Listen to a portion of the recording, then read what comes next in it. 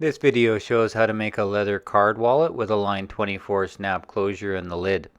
The materials used are 4-ounce saddle leather for the back and 1.5-ounce pigskin for the interior. If you want to add a tooling pattern, print it in 1:1 scale on transparency film. Then after the leather is cased and almost dry, place the transparency over top and trace onto the leather with a pen stylus tool to make an impression for a swivel knife to follow. This is a simple knotted ring pattern with beveled edges to make the pattern stand out.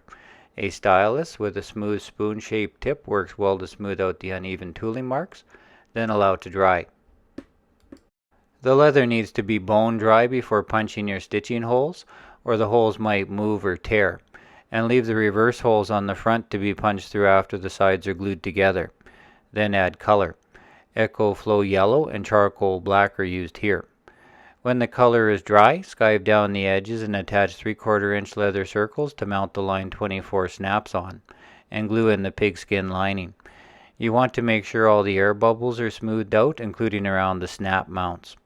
Then stitch up the top of the pocket and finish the edge that'll be hard to get at after the wallet is stitched together, and set the fasteners. A hand press with a set of dies like these work well, but a basic snap setting set works good too.